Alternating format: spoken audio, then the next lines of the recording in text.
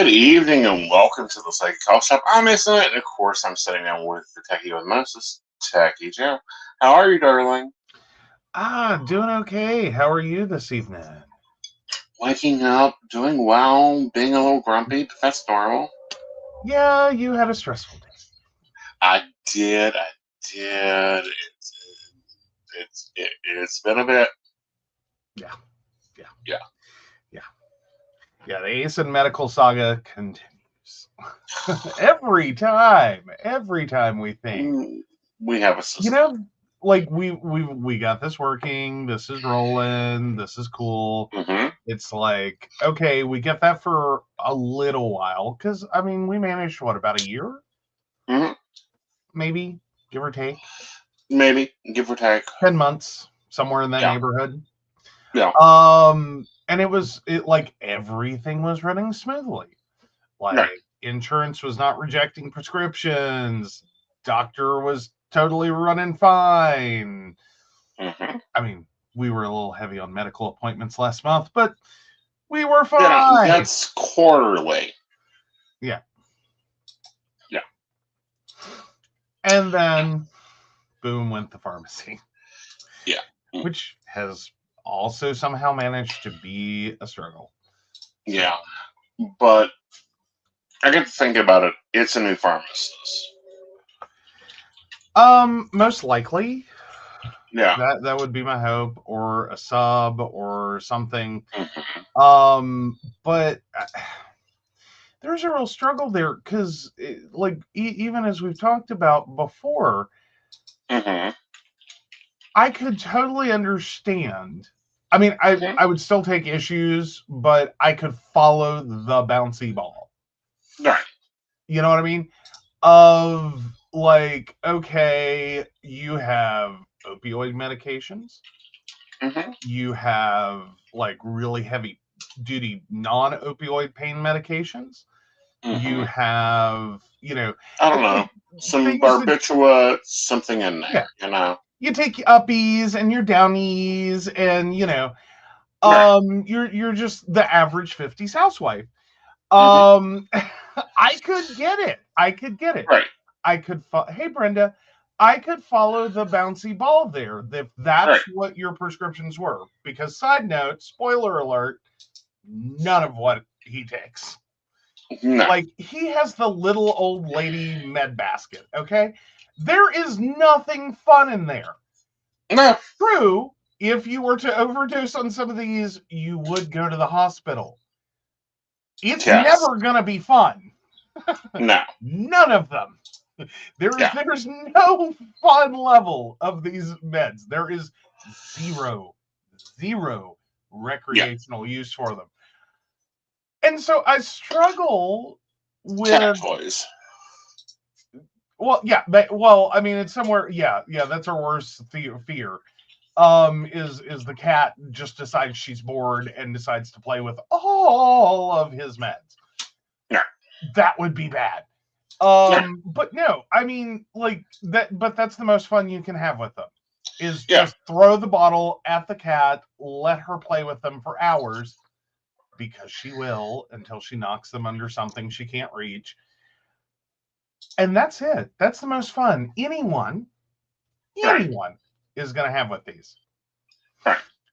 They're not. There's no recreational misuse on these. It is, hey Melissa, the little old lady pill basket. Right. Like, that's it. There. So I could follow it if it were not. If he had heavy duty uppies and downies, that you could just woo an evening with, that a pharmacy would give a crap.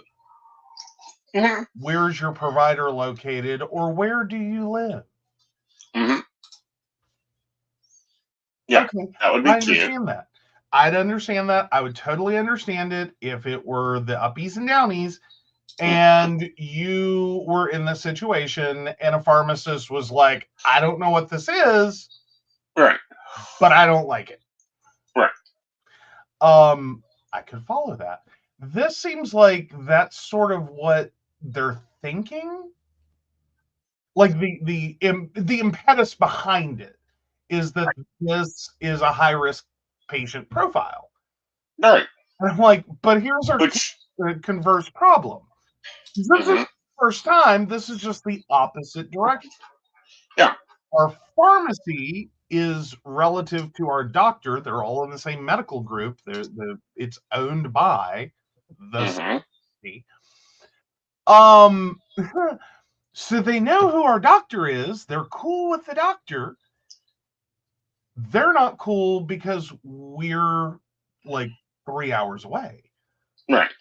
Now, the inverse problem we've had is when we've used a local pharmacy, 2 issues. First one, and we'll just get it out of the way because it's irrelevant mostly to the situation, though it was part of the change.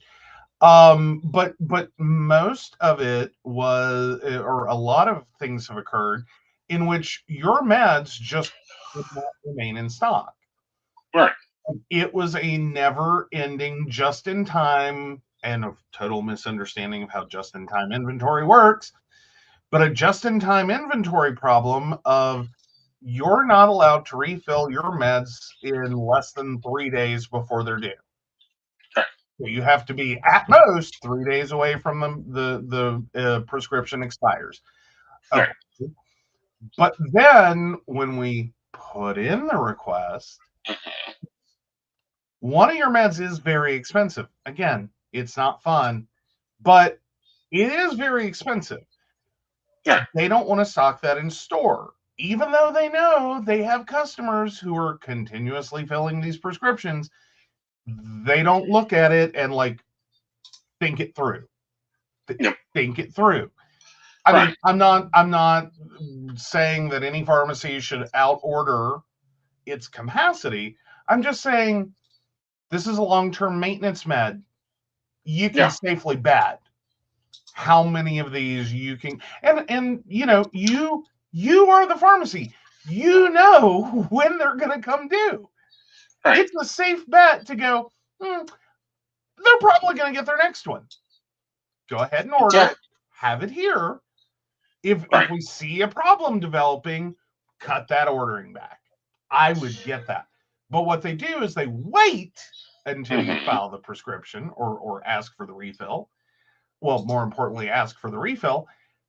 And then they start the ordering process. And in 2 to 5 business days, they can get it to the pharmacy.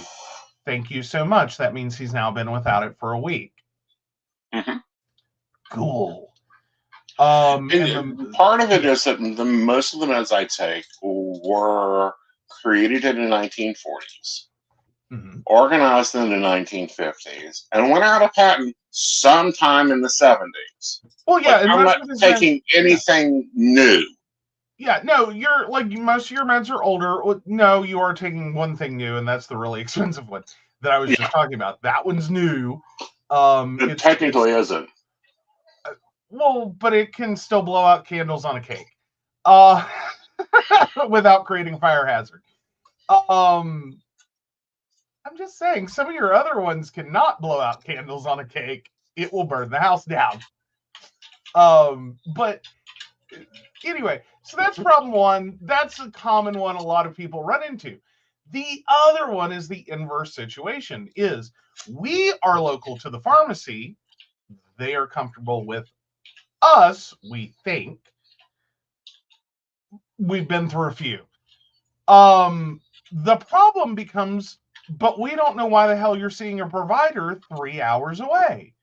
I don't know. It's the same commentary. It's, we don't know this provider. We're not sure why you're seeing a provider this far away. We're not comfortable with doing this. And it's like, okay, again, I don't, I'm very happy we have laws for pharmacists that allow them to refuse prescriptions. I'm not dead set against this concept. I'm just struggling to understand the thought process that's going in here. And if there isn't either a miscommunication of like when to apply this or how to apply this, and like trying to understand the patient. This is fucking West Virginia, okay? We are not a bastion of great and wonderful medical care. I don't mean that to throw off on WVU. In fact, it's kind of a compliment to them.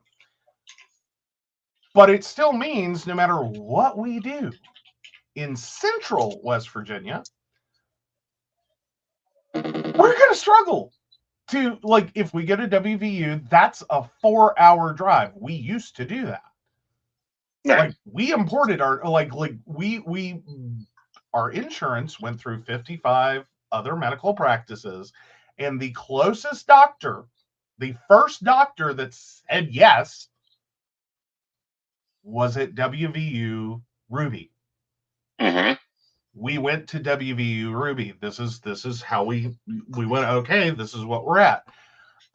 Because again, based on your medical profile, there's some issues there. Not grossly negative ones, but ones that set off red flags that, oh, this is going to be a pain med seeking patient. Nope. Not dealing with pain med seeking patients. Thank you very much. Have a great day. Nope. Not taking it. Not. No, I want to keep my license. Thank you. Joke's on them. He hates his pain meds.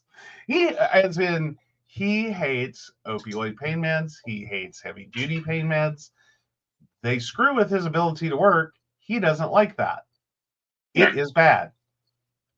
Not interested. Let's do something else. Hence why all of his meds are so old, or such older, off patent. Like, actually, it's 25 on it. 25 on the Trilicity. Yeah, the Trilicity. Yeah, so that's in its current form. Well, but you can still put candles on a cake for a 25-year-old and not burn down a house. Now, again, that's in its current delivery method. If we go back to the original method, and that's collecting a lizard. Yeah. That's possibly 1,000 years old. Well, but that's a little more, Bill Nye the Science Guy home. No. I like, in terms of patented manufactured process of delivery of medication, it's like 25 at best. At best. Still, you can put that candles on the cake and you're good. Now, some of your other meds, like, I think probably one of your blood pressure meds is like, what, 80? Yeah, it's going on 85. Yeah. It's one of the first. And I don't even take it technically for blood pressure. I take it for the nerve suppression. Yeah, it does like a channel blocker thing. And so basically, random co-effects of the med are creating a pain reduction. And that's why your med box looks like, honestly, if you showed his med box to just like randomly, here's his med box, don't tell me anything about it, it's like, well, how's your grandmother doing? Like, that's literally going to be the response. Is it looks like a fairly normal, with some additions, med pass for a grandma. Like, there's nothing here to get high off of. That's what just keeps sticking in my head, is that I understand. Granted, there's still issues there, and we don't have good answers, and I think we can all admit that.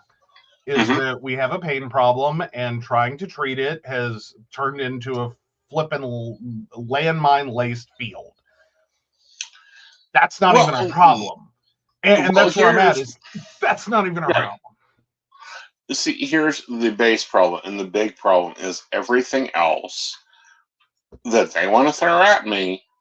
I'm like, fuck that. No, thank you. I don't want that. Oh, let's go to bed for 6 years. Yeah. It's going to knock you out and totally. Hey, Adrienne, how are you, sweetheart? Yay, dreamy. Yes. So, yeah. But no, so, but that's where my brain keeps sticking, is I don't follow the bouncy ball of logic. I wouldn't necessarily wholeheartedly 100% agree, but I could follow the logic. This situation is just like, so let's get this straight, because with the new med, we had to fight insurance to even get you approved for it. Got you approved for it, and like everything was going well for like 2 months. And immediately we started having problems with they weren't getting your the refills done on time. It was like some months you'd have it, some months it was a week or two, and then it was back and forth. And then it went on. Then there was the cascade. Thanks, Ozempic. Cascade of GLP-1 problems. This is what it is. Trulicity's GLP-1, or it's in the same family. But anyway, so Ozempic went on back order, and then whatever the other one of the other ones is went on back order. And and then so they went back to the original, like Trulicity is the first GLP-1. It kept like water falling backwards. To the next med and the next med and the next med. Sort of like the same thing that happened when there was the Adderall shortage, in which, okay, we're going to take all these patients that were on Adderall that there's now a shortage of, we're going to throw them backwards onto other meds or off to other meds. Okay, now there's a shortage in those meds. We're going to go one step further and create another shortage. And it, like, the supply chain problem just kept getting worse. And made worse even for manufacturers, because they're seeing a sudden uptick in demand, but they can't take it, so to speak, seriously. Because it's kind of like, well, it's almost legitimately like hooking up with your ex-boyfriend. Because that's what providers were doing, is like, go hook up with your ex-boyfriend. Okay, well, what about the ex before that? Okay, and so they know that once the actual supply chain problem's fixed, there's not going to be that demand. Like, everyone's going to go back, like, they'll start moving their positions back to their meds. And it's like, so how do you respond? Same thing with creating the GLP-1s. Is once everyone quit buying a year or two supply of Ozempic at a time, because thanks Ozempic, once everyone quit doing that, then everyone started, getting back to their actual prescription. And I could understand and follow that train of logic. What got on my last living nerve with that company was I had a fucking, like, 6-month supply of allergy medicines, a almost year supply of my blood pressure medicine. Oh yes, like certain pharmacies and their auto refill option. Insurance, what are you doing? Like, some of these, like, I will say this, it gets me. Some of the most, like, and I mean this dead ass, you don't need to ever stop this medication for any reason. Have a 3-day maximum to refill. But then there are meds that insurance is like, you can refill it tomorrow. You just got 30 days? Hell, get another 30. We don't care. Oh, you just picked up that 30? Run it again. Well, let's have some more. Here's some more. Have some more. Would you like some more? And it's like, what? How do you get a 120-day supply of, like, blood pressure medication? Like, what? Well, granted, that's when you really shouldn't stop taking it. But still, it's a ridiculous amount. When they literally, like, back to back across 2 weeks, filled like 4 scripts. Like, literally just knocked out all your refills the minute insurance would take it. And then called for a refill from my doctor. My doctor's like, what the fuck? What are you doing down there? Okay, part of that was my fault. Because, I'm sorry, there are too many meds. Yeah. There are just too many meds. So when they ask, and they don't break it out, well, they probably do. I'm still not paying attention because it's that many meds. Mm-hmm. They say, do you want to auto refill? Do you want us to go ahead and contact your provider for a refill for a new prescription? Mm-hmm. Yes. I just say yes. Like, whatever. Make my life easy. I don't want you running out of your meds. Right. But, and so it got out of hand before we were like, holy shit. Yeah. How many of these pills do we currently have? And it's like full bottle, full bottle, full bottle. The one I'm currently working on that I just opened 2 days ago. Yeah. And when we done the med count, I'm like, because I still do a med count.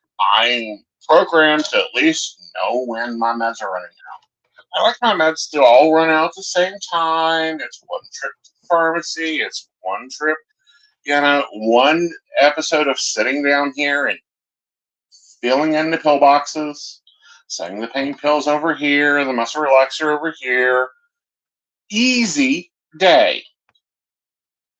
It's 14 meds that I manage. Yeah. Yeah. But sometimes, with the previous pharmacy, it got upwards of you had 30 or 40 pill bottles.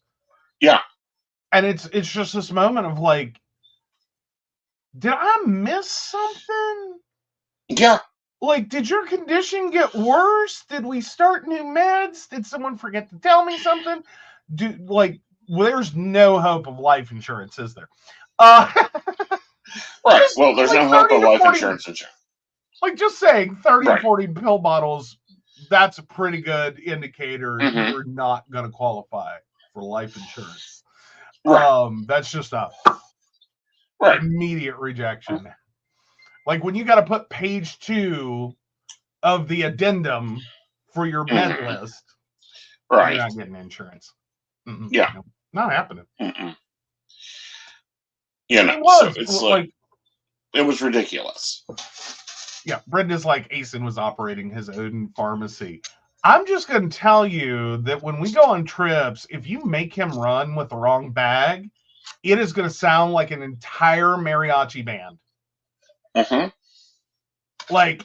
And I've noticed that you tend to run to the beat of El Cucaracha. Probably. But that's if I have to cross state lines, because if you cross state lines, you then have to take every prescription bottle. You can't just take a med pack. Yeah. And now we've updated to having a cooler and a med pack. But no, and then, today came the dreaded, because we found a system, it was working so splendidly. I ordered my meds, they would deliver, it would be a 30-day supply. All of them were close. If we're 1 or 2 pills off, I get you. I understand it's hard to count to 30 when you have a board that lays out 30 pills. And again, these aren't fun meds. No one's... Right. No one's doing shit with them. And he freezes. But it's ridiculous. And then... Yeah. Right. There it is. Yeah.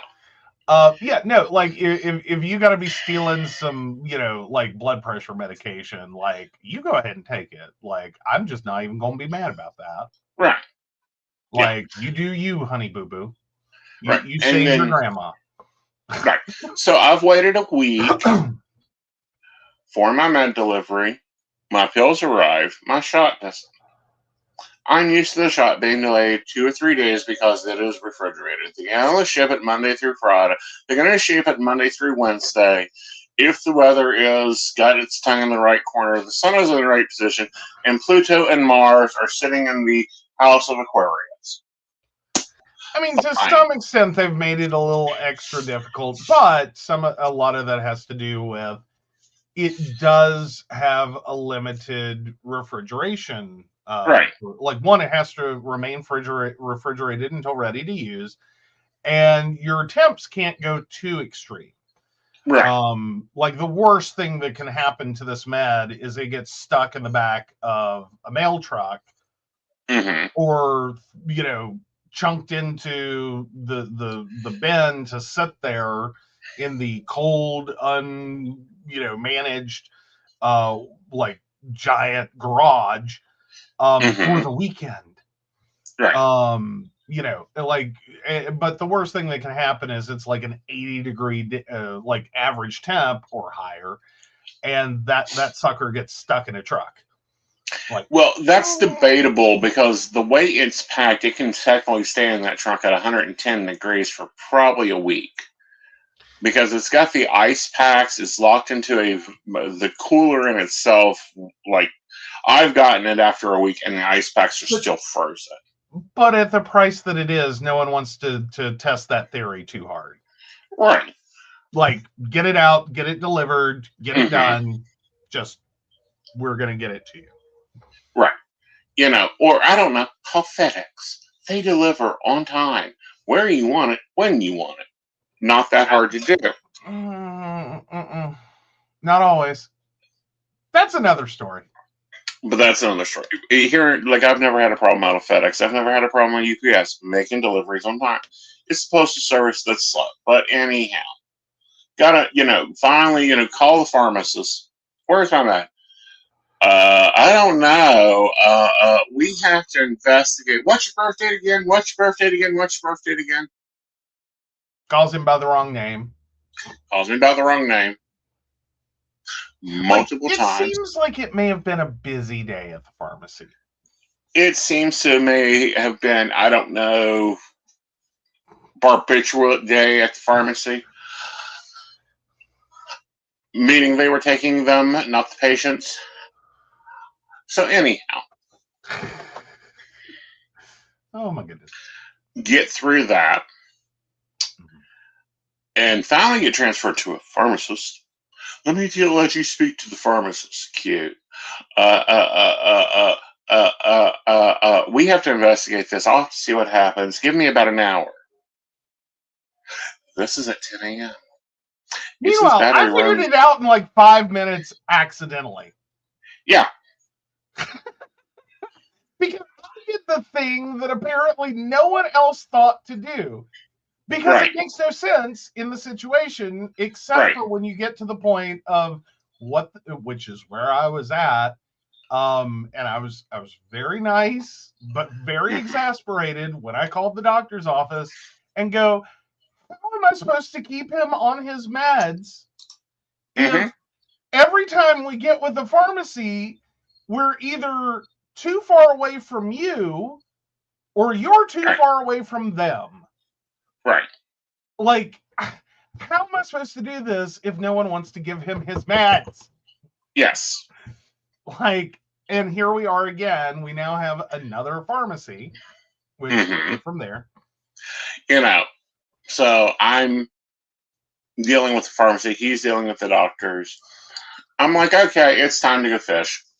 So I'm fishing for an hour. We're on the phone. I've already, about set up.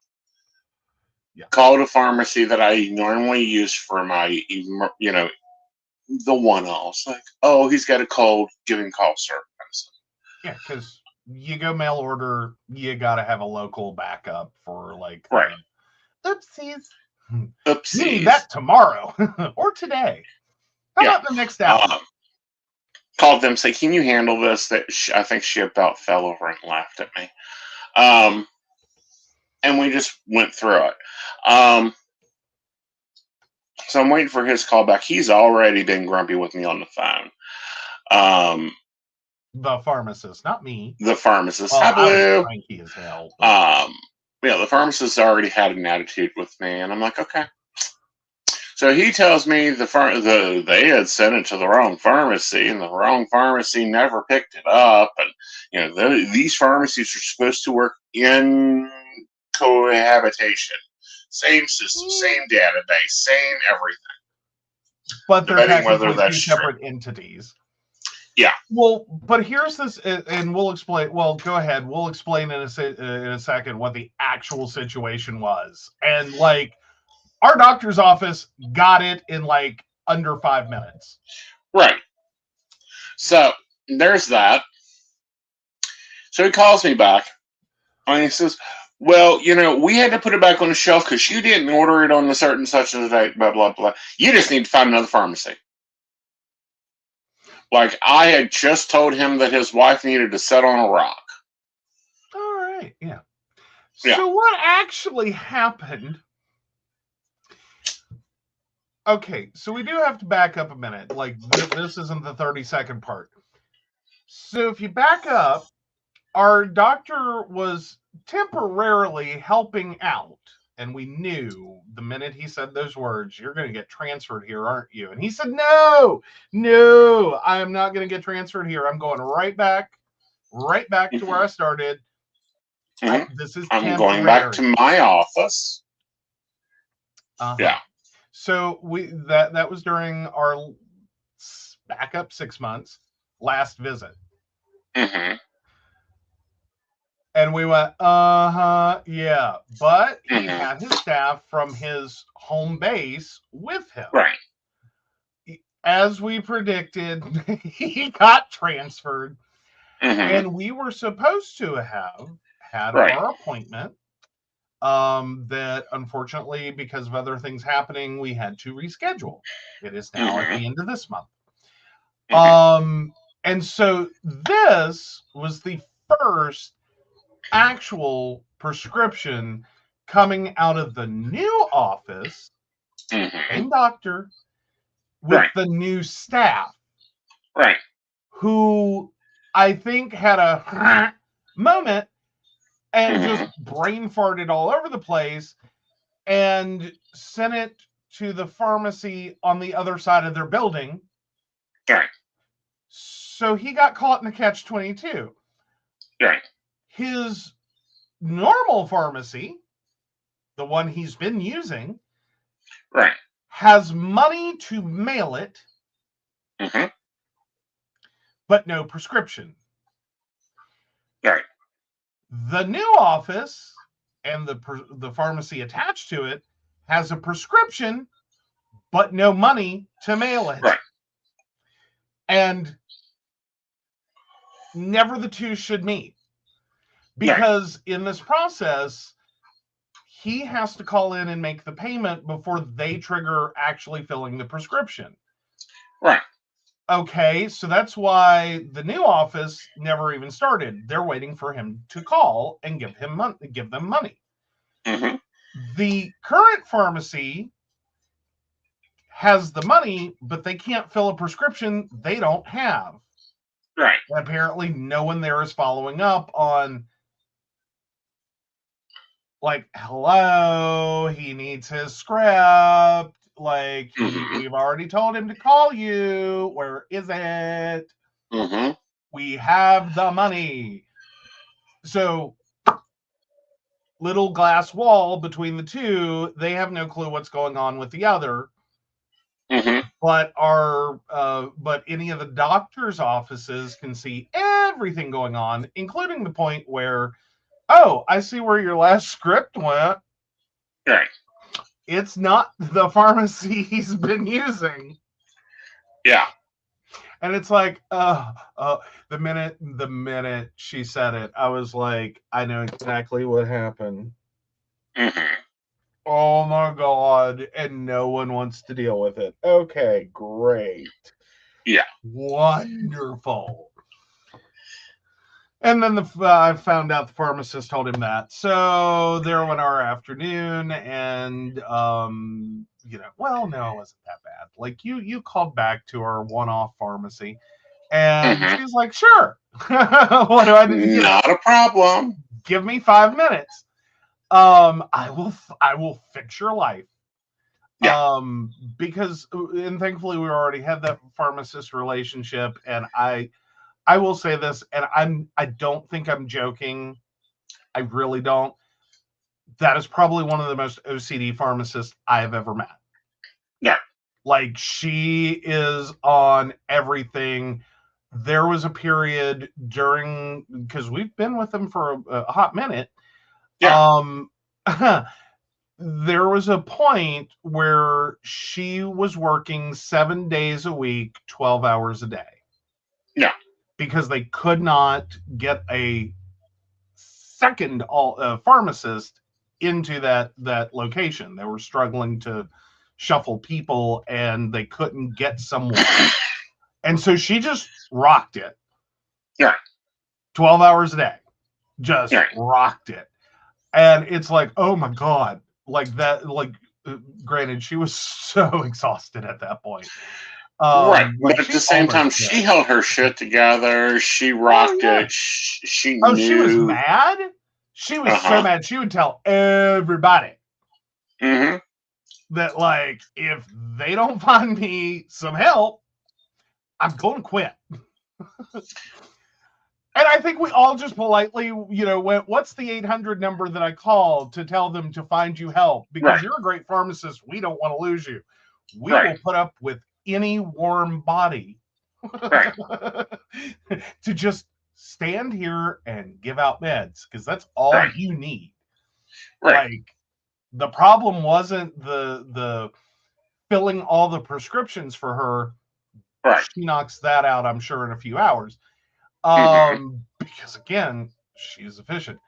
The problem is and then after I do all of that, I have to continue to stand here till we close in case someone has the question. Yeah. Like, there's a point in their day where you go in, she's not filling anything else unless it just came in.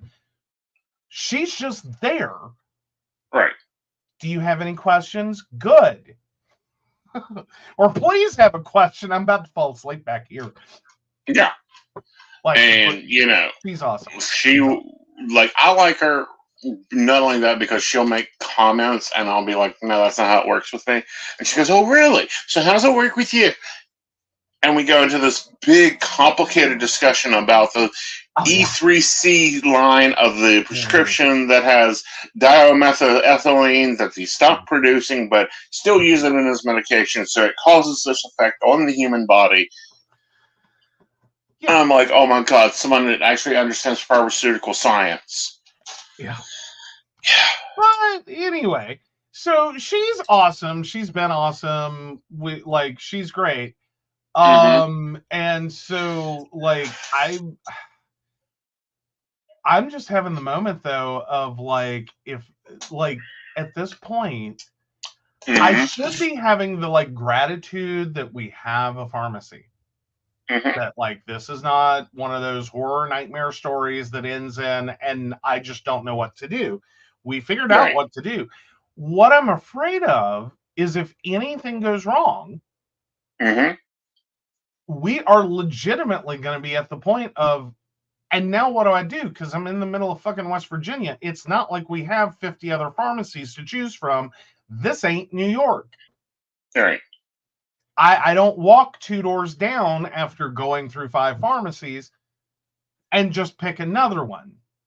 Right. That's not going to be what happens. It's going to be, we are so cooked. Right. There's no next, because all of our, pretty much, I think all of our locals are gone. Sadly, most of those were lost in the opioid epidemic. They lost their licenses. It wasn't pretty. But some of the other ones, the retail pharmacies have just battered in they took their business. They ate their lunch. Yeah. They couldn't do it. And I'm going to sound like a really nostalgic bitch. I miss the little old pharmacist, Miss Woods. She was a wonderful one. Well, I mean, granted, our backup plan, I have one plan left, and it is the Hail Mary of Hail Marys. Right. Which we talked about today, and it's to literally drive to my grandmother's pharmacy, the one that she lived across the street from for like 40 some years. Because I know that pharmacist on a first name basis. Right. And I feel fairly confident I can call him and be like, here's the situation. Right. Can you please right. figure out a way to do this? Like I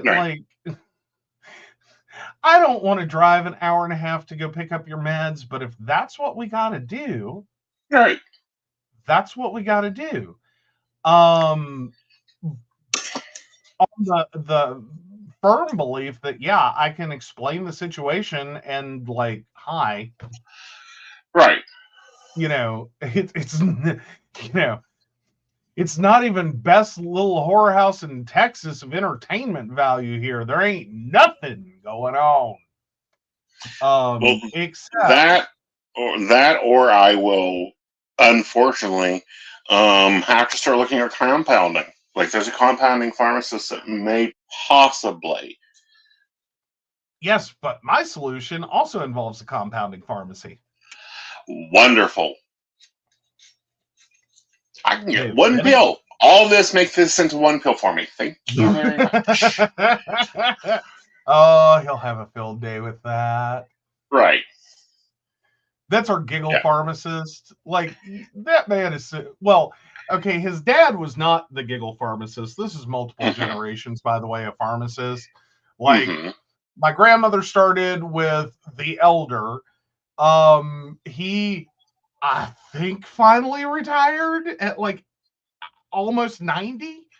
His son has officially, I think, taken over. And the grandson went to college to be a pharmacist. It's like, y'all really just gonna rock this out for the next 100 years, huh? yeah. But don't even me to start it. That's the first one we killed. I'm sorry, I technically killed that one. I technically blew his brains out, but not literally, but figuratively. Yeah. Well, you were enough problem for him, and then along came I, and I. Right. Note to anyone out there: do not start immunosuppressive therapy. It is allergy treatment. It is a very simple thing. Do not start that if you are going to move anytime in the next year. Right. Don't do it. Don't do it. Don't do it. Because what's going to happen is there's an option in your immunosuppressive therapy to train a caregiver to give you your injections. Yeah, they trained him. So easy a caveman can do it. No. Please, anyway. I'll walk in and go, so what needle are we using? What CC are we using? Can I give it to him anywhere? Oh, fat suppressive tissue, not a problem.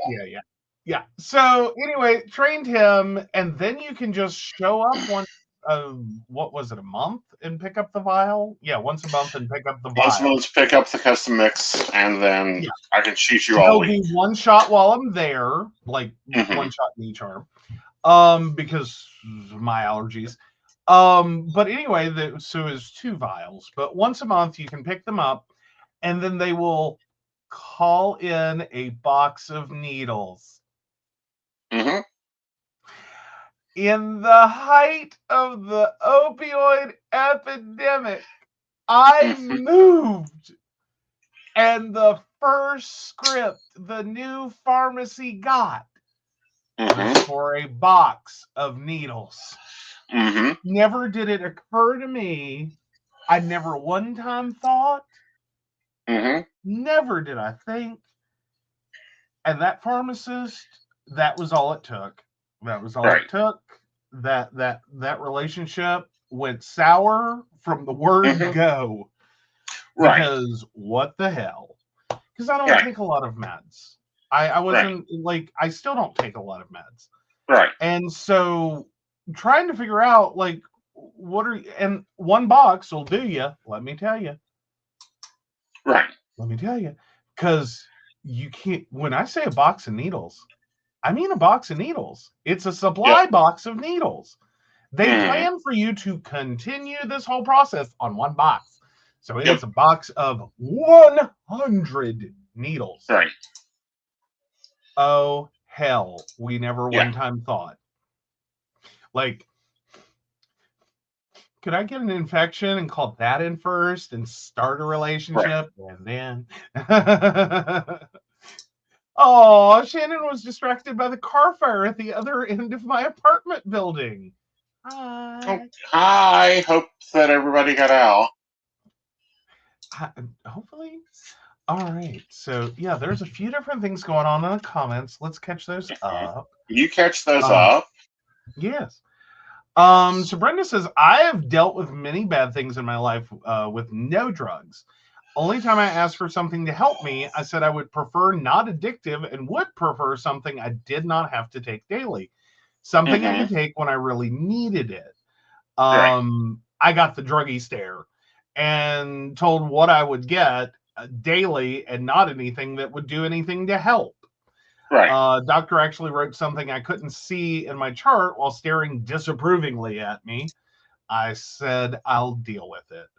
Yeah, that's been the nightmare. That has so been the nightmare.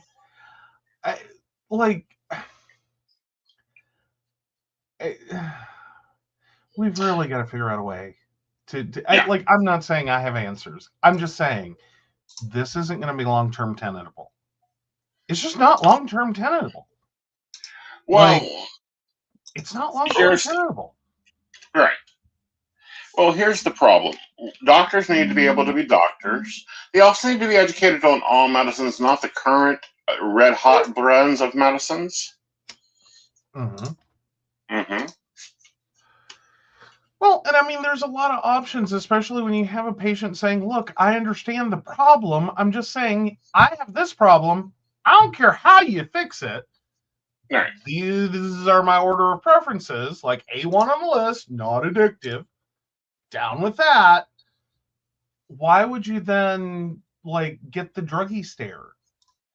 Yeah. Why I think you're a little oversensitive as a physician if the I don't want anything addictive causes you to give someone the druggie stare. Because they they want to give. All right. This is what the last traditional pain in my ass doctor wanted to give me. Oxy something another. Not the oxy that the opioid epidemic. The next one. Some BioShot. And that's it. Oh, and that was before I had a diabetes diagnosis. Yeah. And then, if this doesn't work, we're running through chemo in 6 weeks. Yeah. Huh? What? No. No. I don't think we should be distributing chemo like Pez. Just yet. No. Yeah. The level of conversation a doctor is going to have to get me to the point of, well, you don't have cancer, but let's try chemo. That feels like the ultimate of let's turn it off and try turning it back on again. I would let you stop and restart my heart before I'm going to jump on the let's try chemo and see what happens bandwagon. Jesus Christ, that's the ultimate in scorched earth reboot. Well, I understand the reasoning why. I also understand the situation. But at the same time, it's like that is our last resort, or should be our last resort, not the first damn resort that pops out of the cookie's mouth. How good are the t-shirts? Apparently not that good, and I really don't want to live in bed for a few months. Every quarter. That we've, because it's still coming up for people. Yeah. How good are like the t-shirts and the pins and the stuffies and the whatever that like this isn't like the last resort. This is up a little higher on the list. Like, well, we could try chemo. Right. No, we can't. Like, no, we can't. No, we We've can't. already tried Back it. up. Okay. Back up. Right. Throw it in reverse. What are you doing if chemo is not your last resort? Well, and we had you were in the room when I had this conversation with Super Doc because I got my shots a little early. He's like, "Yeah, you need these a little early. We don't know what's going on," and I'm like, "If that fails, let's do this." You know what that is? I'm like, "Yes, I know what that is. Yes, I know the risk." It's not my first choice, but here we are. And again, not fun. So yeah. So all right. So then Brenda says, not FedEx this Christmas. LOL. Things set in Morgantown for weeks. I understand the FedEx pain. I do. Right. I swore off FedEx like 26 years ago. Right. Because of one package. Right. It was like, I have not trusted FedEx since. Hey, Bluey! All right. So, yeah, Brenda says, my pharmacist got bored and Googled black market prices for body parts and added up what a whole human parted out would bring in on the black market. It was interesting.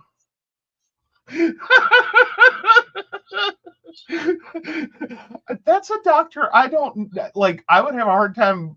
Like, part of me appreciates the dark humor. Part of me would have like, I'm not coming back to you. Like, you ain't never knocking me out. Well, you know, I'll be that's missing 1795 is what I think I'll be waking up to. Like, no. Like, I'm gonna be one of them that would suddenly be like, but the nurse has to stay in the room. You leave me alone with him. I'm suing. Yeah, this is the pharmacist. Now, I don't even blink an eye at that. My personal assistant knows the temperature of cooking humans. I thought it was a job quality. I mean, yeah, it's not unhelpful knowledge. No. Like, I'm not saying it's unhelpful knowledge. I'm just saying,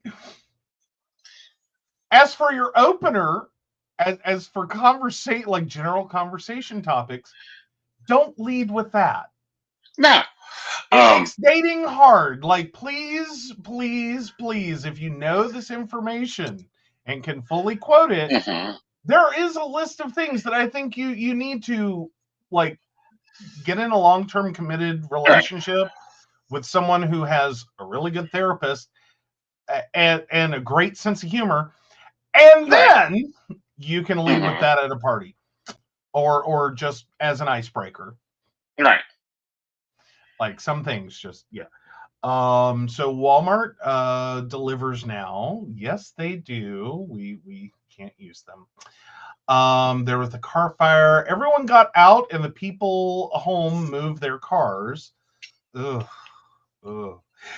Natalie.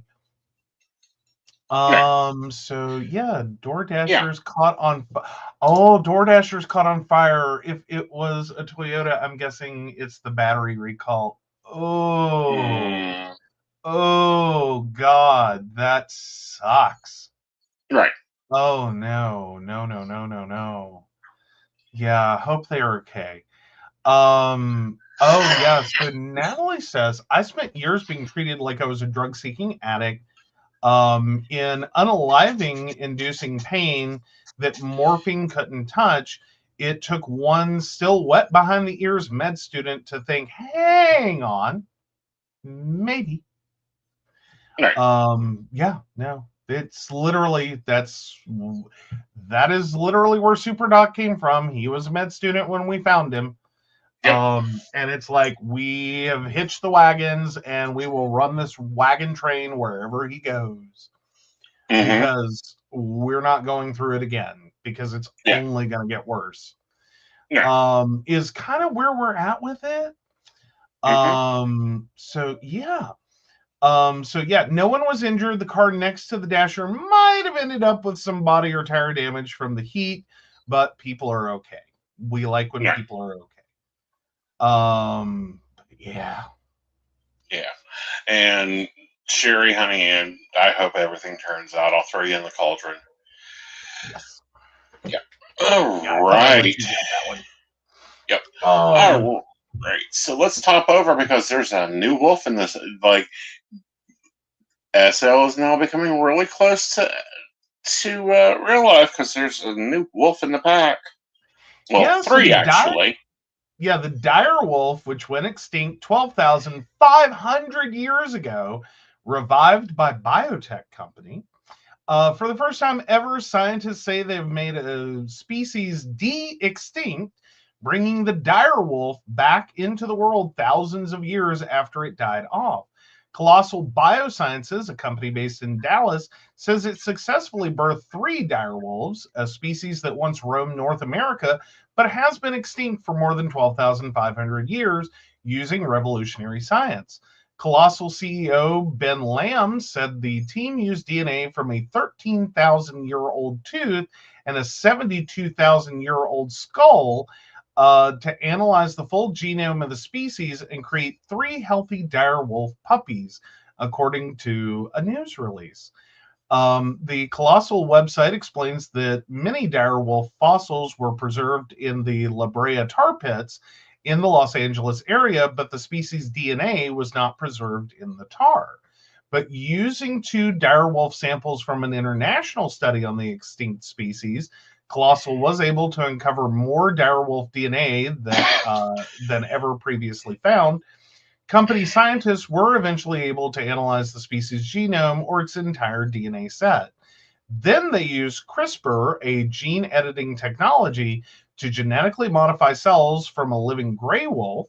Usually cloning relies on tissue samples, but Colossal was able to use these modified cells to create embryos, then transfer them to a surrogate, a domestic dog, the Associated Press reported, to grow. 3 litters of direwolf puppies yielded 2 males named Romulus and Remus, and a female named Khaleesi, after the Game of Thrones character, a nod to the HBO fantasy drama that featured dire wolves. However, critics say the physical and genetic resemblance to an extinct species falls short of a full revival. All you can do now is make something look superficially like something else. Vincent Lynch, a biologist at the University at Buffalo who was not involved in the research, told the AP, whatever ecological function the dire wolf performed before it went extinct, it can't perform those functions in today's environment, Lynch said.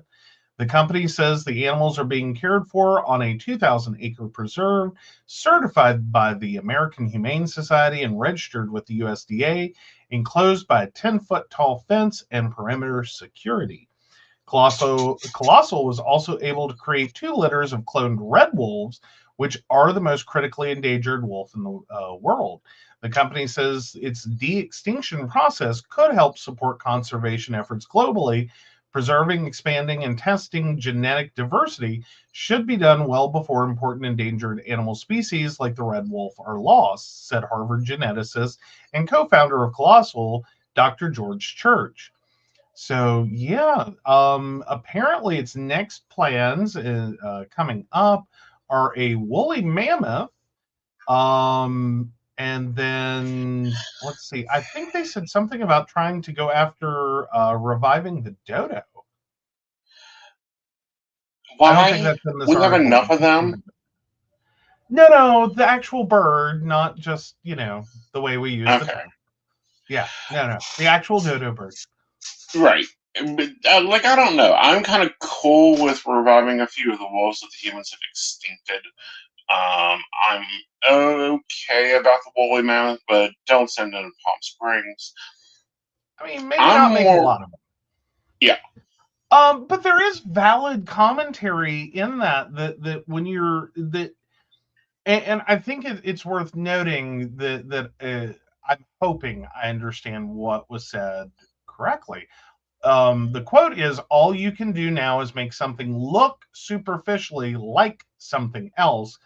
A biologist at the University of Buffalo. I think that's more to the point of, yeah, it's the same animal, but is it? Like, genetically, it's the same. Genetically, it's the same. Fundamentally, it's going to be the same animal, but much like trying to bring back Abraham Lincoln in the year 2025, is that really the same person? No, because that's genetical. Like, it would be bringing back an 1800 human, which, yes, we've evolved. We've gotten taller, fatter, and right. But you're not going to get the same experiences of the previously lived human, and their ability to function in 2025. Right. That might actually be very depressing. Right. You know what I mean? Like especially when we are looking at, or not that they are, Colossal's not trying to do human cloning, I don't think. Right. But if you were to extrapolate it into human cloning, the concept would be much like what we're talking about, is that, yeah, you brought back a species, that's true. But as for their ability to integrate in the current era, one, they're not going to be running free. Two, they're not going to be raised generationally. Right. Like, they don't have other dire wolves to learn from. Right. So however much is genetic memory is only going to get you so far, and that's if that didn't get played with severely in the 72,000 plus 12,000 year old samples being CRISPR'd. Right. So, like, you have a pet, a zoo exhibit that's never actually going to function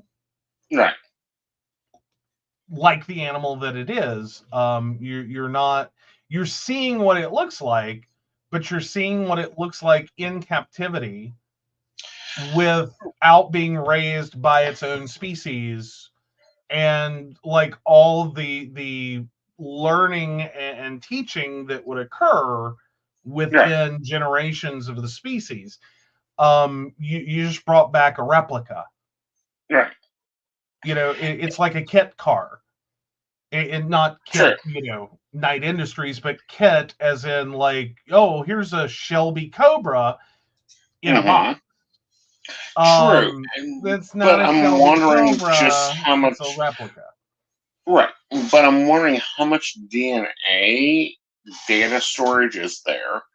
I'm wondering if this is in a flash in the pan and we only see news about it once, and then, like, in 2 years they pass away and it's never talked about. Because I don't even know if the damn sheep's still alive. They cloned and created all this freaking news about cloning, and we got laws that stopped a bunch of stuff that could possibly have helped us. Again, the science is really debatable on that, because as Shannon points out, not just that, but how much are they spending to bring back something that can't produce more than 2 generations down, if they are lucky, because then inbreeding is going to become an issue. Exactly. Like, and most likely the I would doubt they're going to be allowed to breed. I'd say they're going to keep them as separate as possible. Granted, we all saw Jurassic. We know that nature finds a way. But even still, I don't think that if nature finds a way, I think nature is going to get put down real quick. But more to the point, we're just creating a vanity de-extinction. Right. Because you're not actually de-extincting the species, because that would require so much biodiversity. Like, and I would say the they didn't shoot for like 3 and get 3. There's no telling how many they attempted that failed before they got 3.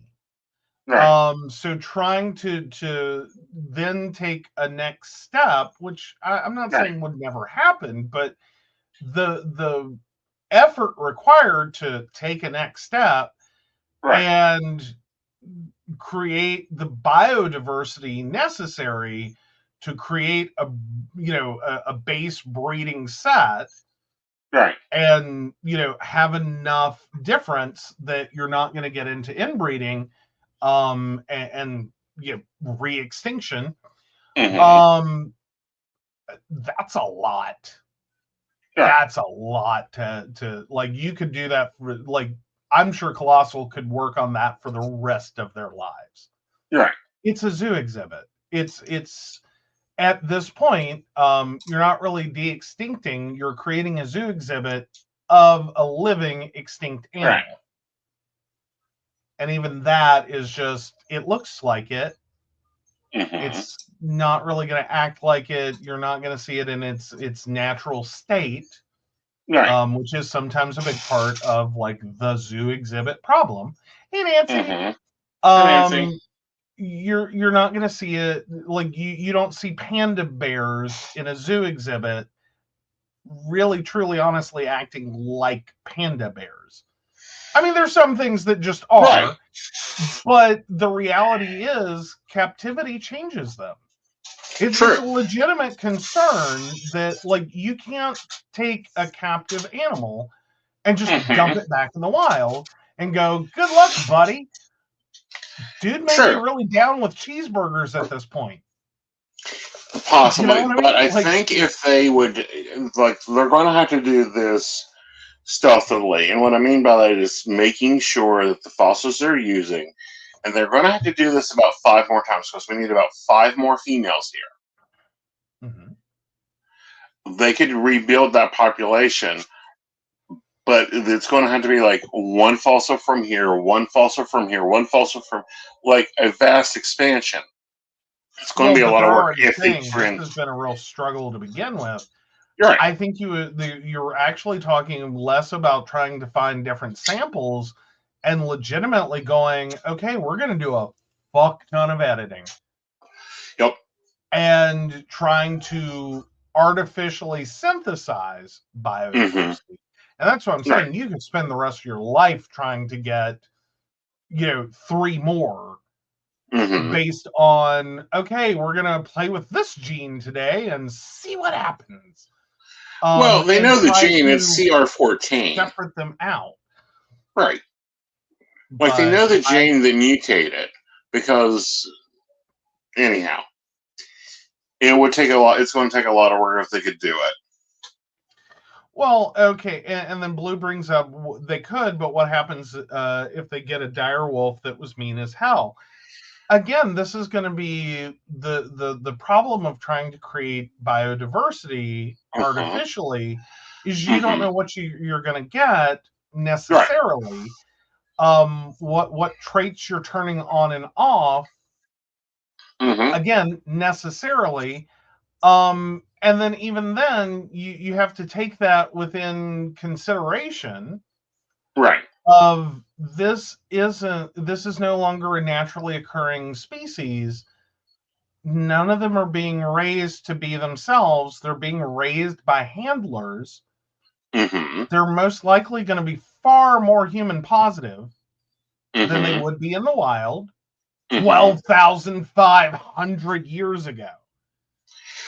True. Now, granted, 12,500 years ago, they might have never seen a human, because they were North American exclusive. 12,500 years ago, wouldn't that have been technical Native American? Like, Native Americans go back at least that far, don't they?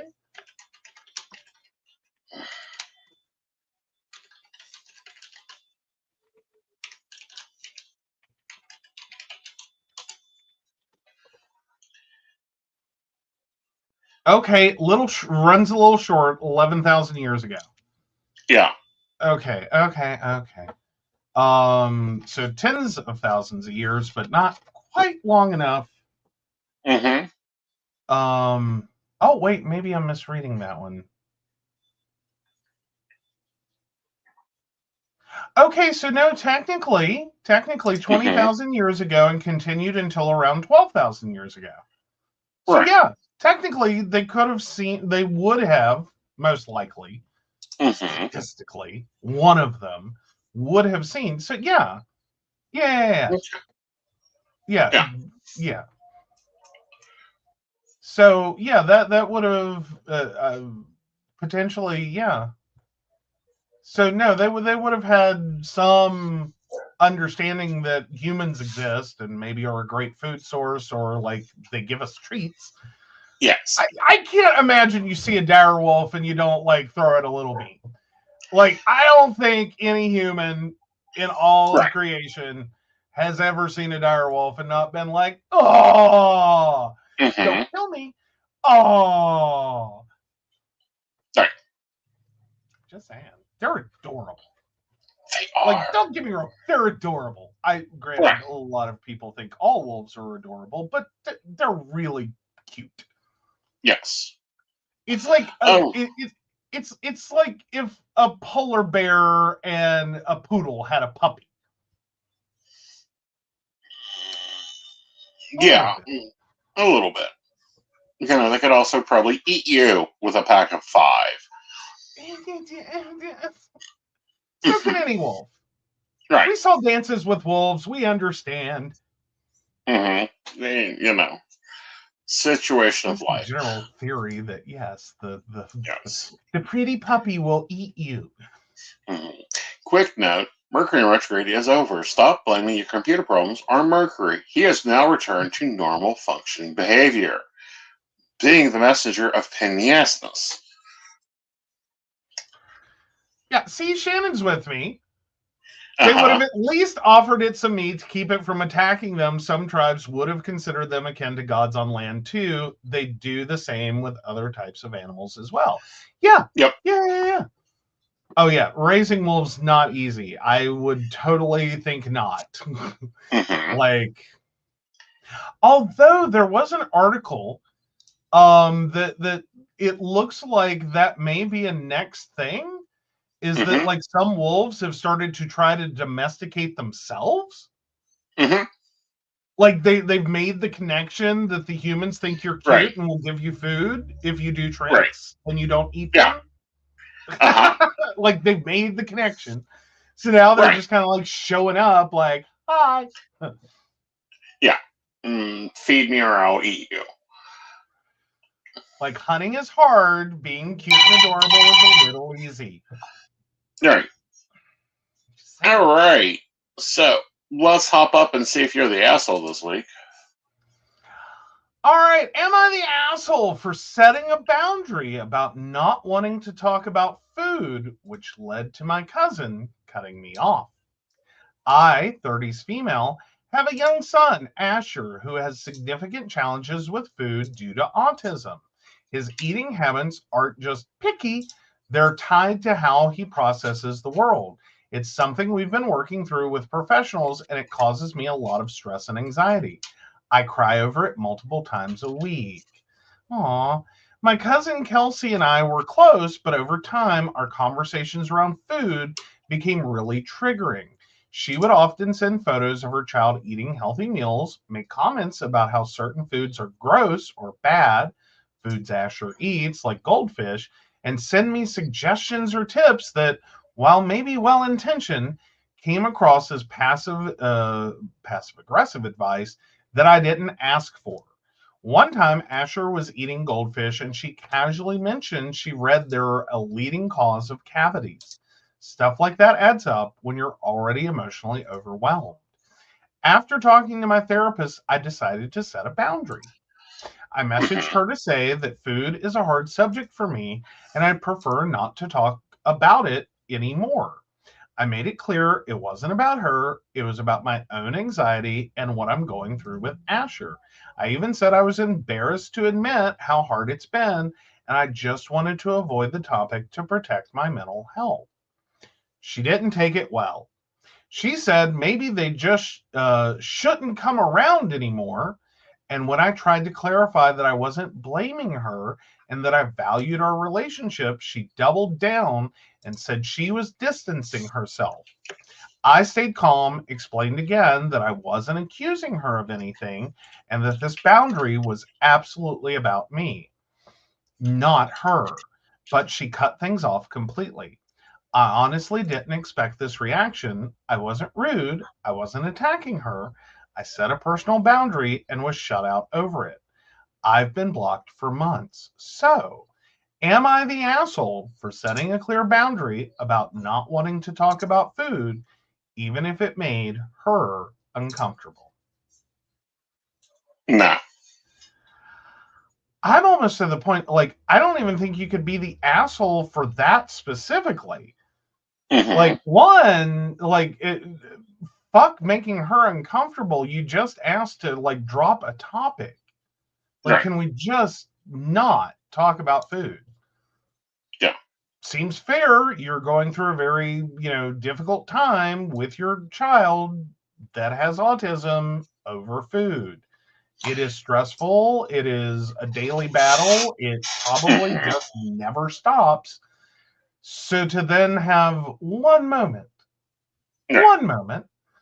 where you're talking to someone and have them bring up the thing, it does get a little pokey at the I just want to be normal for 5 goddamn minutes. Yeah. I could follow that. Here's the thing with boundaries. So first of all, not the asshole. Here's the thing with boundaries. You did perfectly well setting your boundary and asking for what you needed. And you more than clearly articulated that, like, this isn't about you. Right. This is a me problem. I understand it's a me problem. It's a triggering problem for me. I just can't do it. Thank you. Right. And we can talk about anything else. We can share anything else. Right. But not food. Leave food off the table. That's a fair boundary. Right. Yeah. To then have someone react this over the top to that, because it's a pretty simple boundary. Just don't talk about food. I'm sure you'd even be forgiving if a few times after setting the boundary, it's like, oh my God, I was reading this article about blah, blah, blah. Oh, I'm sorry. You'd be totally cool. I'm sure you would be totally cool. It's going to happen. Welcome to boundaries. Things happen. Right. You forget. And that's okay. That's okay. This isn't about perfection. This is about understanding. Right. But no, this swung in the, well, if I can't talk to you about food, you're going to control what I talk to you about, then I just can't be around you. Right. And it's like, bye. Okay, now that is her problem. That is your cousin's problem. Okay. Right. That's not a, oh, you're having issues understanding. That is a, I don't appreciate or accept boundaries. Right. I think you're dodging a bullet here. Right. Maybe y'all weren't close enough for you to have seen it. But I'm starting to think that a lot of the things that you were already struggling with were more than passive aggressive behaviors. Right. I'm thinking they were targeted. Right. Because I don't think it's a big, hard, bouncy ball to have to follow. My child is struggling with food. This is an all-day, constant, never-ending battle. Right. That we have to contend with of what they can eat and what they won't eat, and what mood they're in, and how their day goes, and God help me plan a meal. Yeah. because it's basically going to be whatever, whenever, however, if we can. Right. And, you know, probably in multiple instances, feeling like I'm a terrible mother. Because, hi, anyone who just deals with picky kids gets a lot of flack. Right. Just picky kids. No other condition related, just kids aren't, you know, kids have a very narrow menu. Right. That leads to enough issues. Right. On top of that, be that it's not even specifically about the food. It's just food is where it comes out because it's a sensory issue. Right. That's got to be just a moment of like, oh my God. I think anyone could follow that bouncy ball. I think they'd be trying to help you. I think they would have already figured out that maybe attacking the foods that he does eat, right, and sowing more insecurity, more doubt, more discomfort, more problems. Stop. Why would you do that? Except to cause more problems. Right. Like, they like hitting your panic button. They like keeping you in a state of panic and discomfort and fear. And well, not only that, the conversation, especially if they're having around the conversation around the child, this can cause major issues across the board. And it's like, no, do not talk about food around him, because I'm already having a hard time getting him to eat. And depending upon the age of the child and how much they're understanding and processing. Right. Like, hi, I'm the kid that fed a VCR a peanut butter and jelly sandwich because my dad kept complaining that the VCR ate tapes. Now, I was age appropriate for that misunderstanding. Right. That, like, words have meaning. Your father was not being specific. It's common. It's a colloquialism. It doesn't mean what you think it means. I appreciate your effort. Don't ever do that again. Right. But that's the problem around any child, period. But when you're also dealing with someone, and because one of the like well-known features of autism is very literal thinking. So when you start labeling food as good and bad, you really have to consider who you're talking to, or at least around, and how they may process that and what that may shift and do. That like, that's not like, do you really like talk about win the battle, lose the war? If your belief is that like, oh, goldfish are horrible for children, and you truly believe it, and like that's a hill you'll die on, okay, but do you realize you just took a food away from this kid that may be the only thing that your cousin OP is getting this child to eat today? That like because there comes a point where no one's going to care what the child is eating as long as the child is eating. Right. Like there's a point where it's like, and it also comes up in elder care. Like, you want to talk about a caregiver moment. When my grandmother was like on her third meal of ice cream, I feel like a total dick. I'm capable of making a decent dinner. Yeah. Not world-class chef, but I can make a decent dinner. I'm more than willing to make a decent dinner. The only thing the woman will eat is ice cream.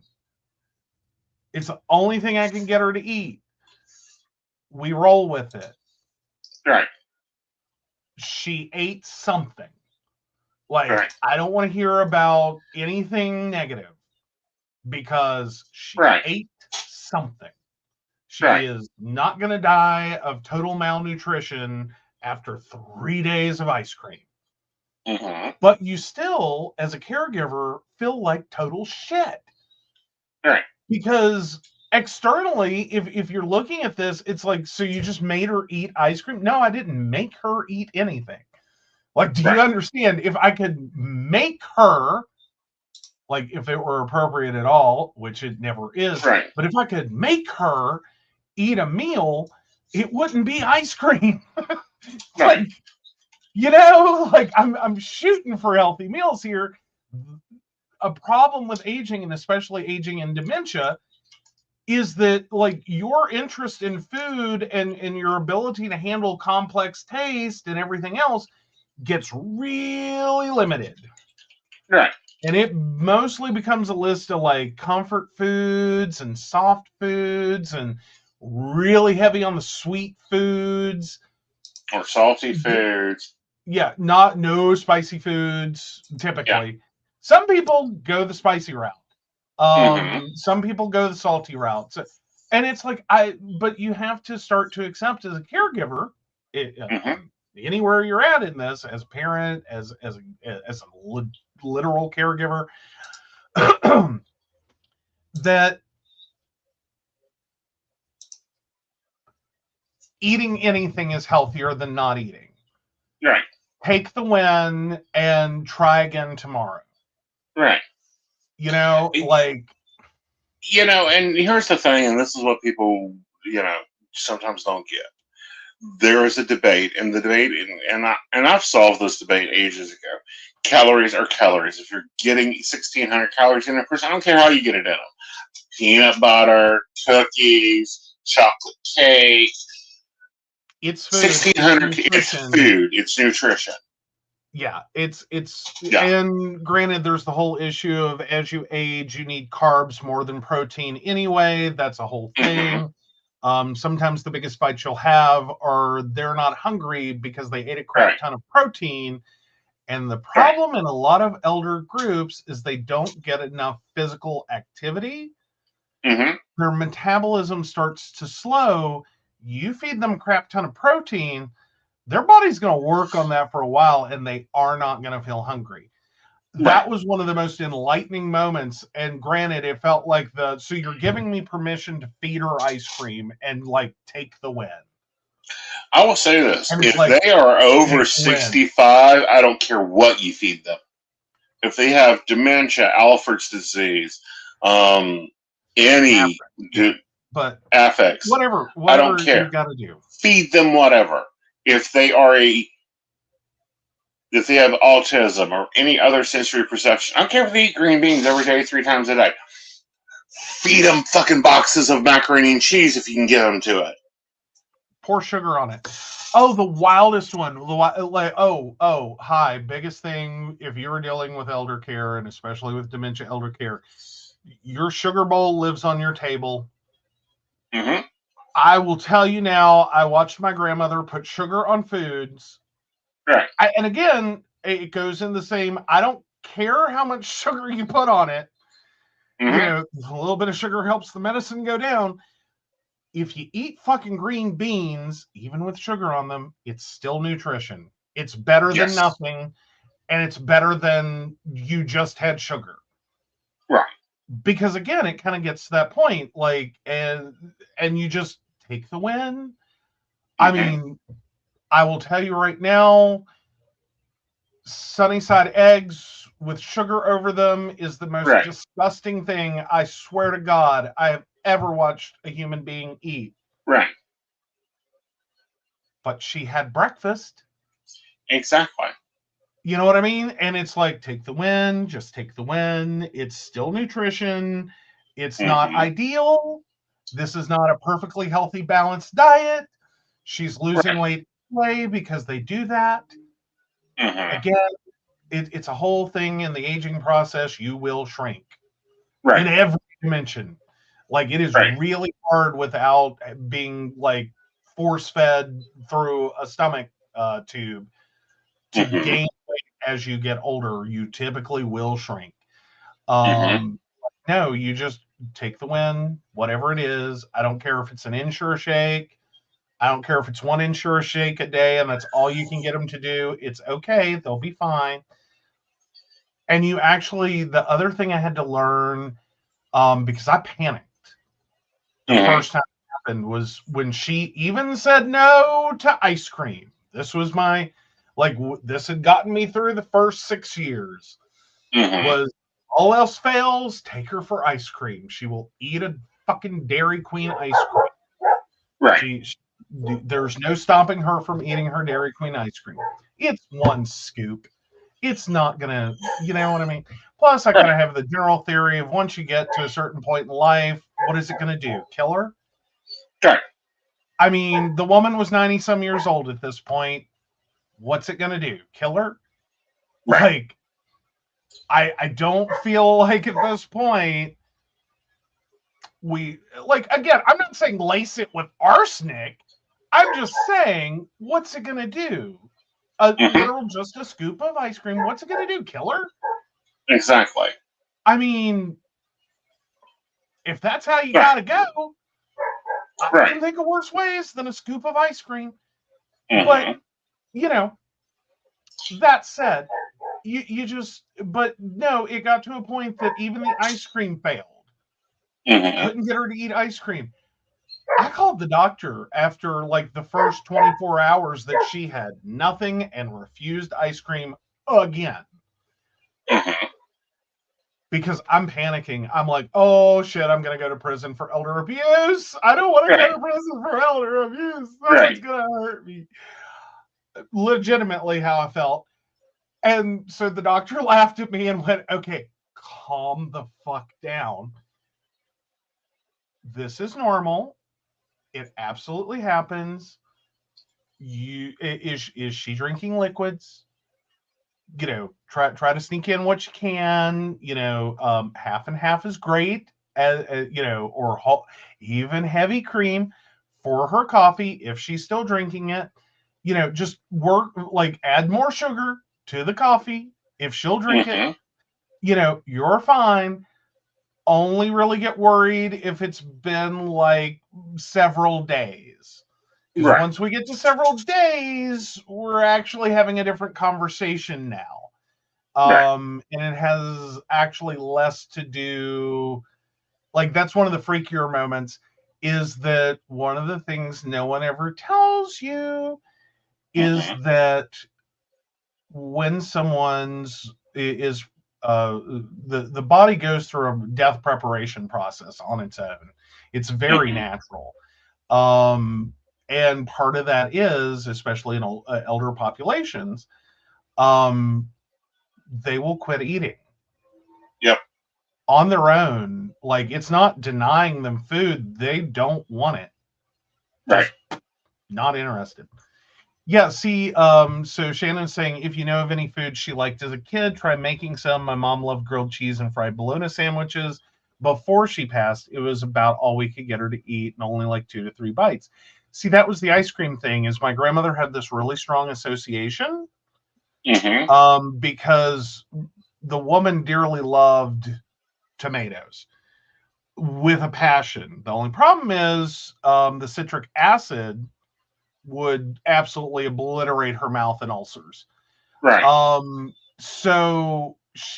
But get her to not eat them as a kid. I swear to God, her mother must have fed those children nothing but cherry tomatoes. Because, to see my grandmother's eyes light up for cherry tomatoes, knowing she cannot have them, not in any quantity. She can have a little, but not in any quantity. But because the ulcerations were so bad as a kid, and we're talking a child of the 1930s, having to go have those ulcerations burned out, well, the 1920s, having to go have those ulcerations burned out of her mouth, the only way they could get her to cooperate was ice cream. Because and she had a permanent association. The woman would do about anything for ice cream. Or pie. But ice cream, definitely. Nice to see that's genetic. Oh, yeah. But there's pie. Yes. All right, so we're going to take a short break. The poll is up, and then we come back. We're going to talk about quieting the noise.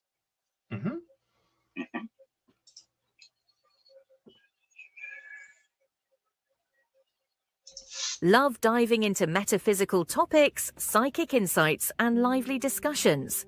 Now you can help keep the conversation going. By becoming a Patreon supporter of The Psychic Coffee Shop, you'll gain access to exclusive content, behind-the-scenes insights, and special perks just for our patrons. Join our community and ensure that your favorite psychic show continues to thrive. Your support helps us bring more enlightening episodes, special guests, and deep dives into the world of the unseen. Become a patron today and enjoy a cup of wisdom with us every week. Click the link to join the baristas and unlock exclusive content. Thank you for your support. Unlock your full potential with Aeson Knight's life coaching. Are you ready to take control of your life and manifest the future you deserve? Aeson Knight, a seasoned life coach and master psychic, is here to guide you on a transformative journey. Whether you're navigating personal challenges, career transitions, or seeking spiritual growth, Aeson's life coaching services offer tailored guidance to help you achieve your goals. With Aeson by your side, you'll discover the tools to overcome obstacles, embrace your true self, and create a life filled with purpose and fulfillment. His unique blend of spiritual insight and practical coaching empowers you to turn your dreams into reality. Ready to make a change? Book your session today and start your journey to a more empowered, balanced, and joyful life with Aeson Knight. Click the link to schedule your first session and step into your power. Are you ready for an election? All right, we are back. Sorry about that. All right, so while the poll is running, let's head over to Psychic Reddit. Yes, so how do I actually quiet the noise in my head? Hi, was wondering if someone could give me some solid advice here. I've been through the awakening and DNOS, etc. I've learned multiple gifts like tarot, manifestation, crystals, interpreting energy, etc. But one of the most basic things, it seems, when I look around me, is meditation. I've tried everything and have not been able to date to get the noise in my head still. This means meditation has been near impossible. Visualization has been near impossible. OBEs have been 99% impossible, all because I haven't figured out how to quiet the mind. Please help. I would like to understand what I am doing wrong. I've heard many people say things like observe your thoughts. How? This may sound very weird, but if or when I actually get it right, by some miracle or magic, get my thoughts to go quiet, I fall asleep involuntarily. So it's either the noise or sleep. I am reasonably sure I can't be the only person who has experienced this. I would really appreciate some advice on this. You're not listening to the right music, and it's not the right sound level. A lot of people do this quiet, dancing, meditative music. Go to some techno and flip that thing up to about, 100% on all devices in multi-sound diversion. Seems to work well. I learned to meditate to Black Sabbath. This is also why, I sleep with the TV on because it keeps the FM radio shut down. I have music and noise going on all the time. Multiple sources sometimes, which drives him crazy, but I'm watching a show. I've got Second Life music on. I'm also watching a reel on my phone.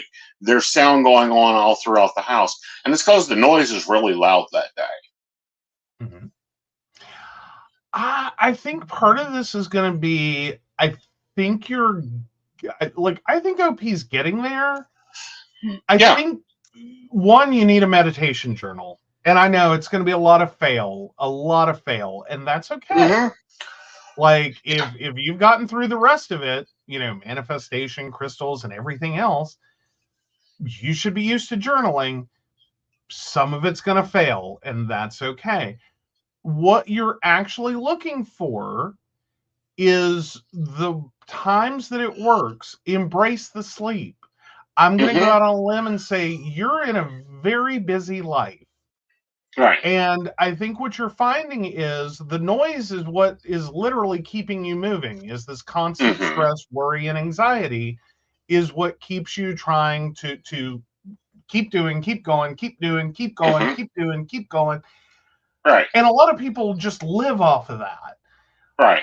The problem is it's not really a cooperative environment for meditation. Right. At least not mentally.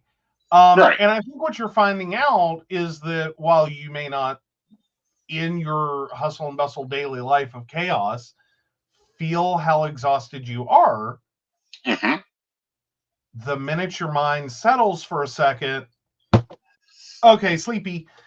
Yeah. I think you have to, one, keep your meditation journal, figure out what happened when it works. I know it's currently rare, but figure out what happens to make it work for you. Get over the fact you fell asleep. Keep practicing to the point that, okay, you're just going to keep going to sleep as you do this, and clear your the backlog of stress. And then you're going to actually move into meditation and not falling asleep. Right. Every the time other part is a lot of people meditate right before going to bed or in the evening. No, get your ass up in the morning and do it.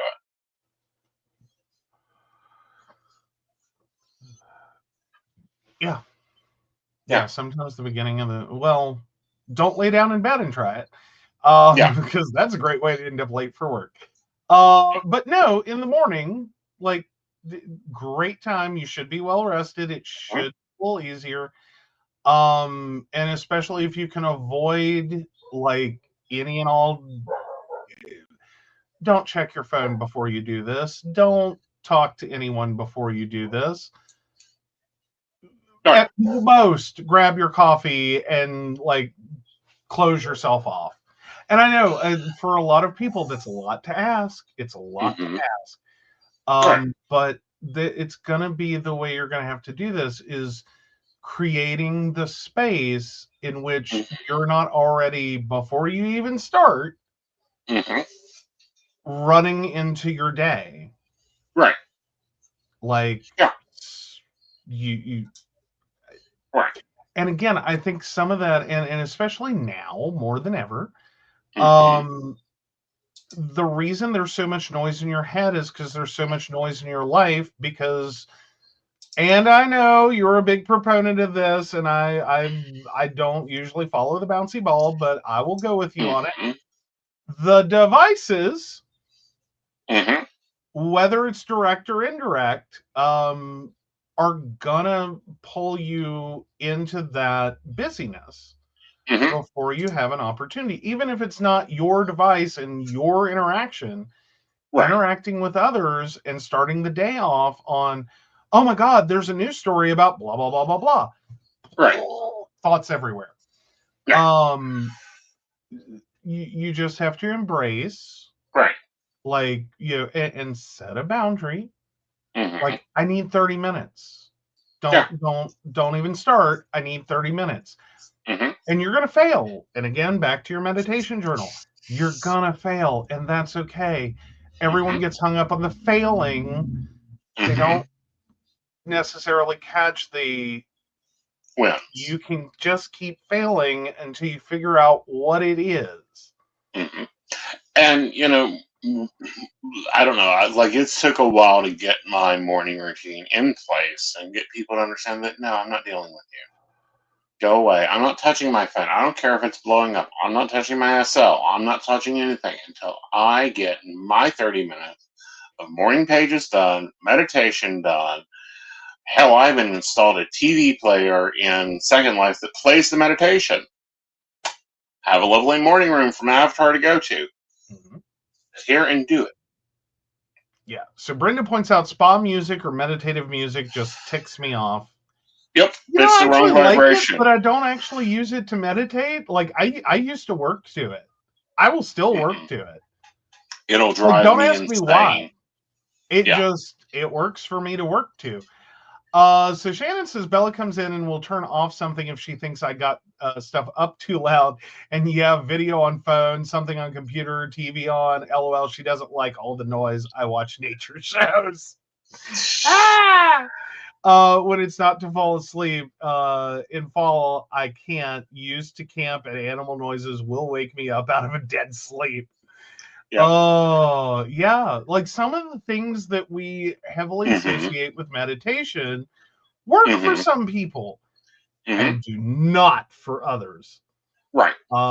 You can have your meditation with AC/DC. You can have your meditation with Led Zeppelin. You can have your meditation with 9 Inch Nails. You can have your meditation with whale sounds, fingernails down a chalkboard, whatever works for you. And you may have to experiment around, and you're just not one of these like cool nature CD meditative people. It may irritate the ever-loving fuck out of you. Right. And that's okay. All right. So let's check out the poll. Am I the asshole? Nope. You are not the asshole. Although, you do need some vinegar. You are not the asshole, but you are in a dill pickle. Oh, yes, you are. Yep. All right. So with that, go ahead and thank our sponsors.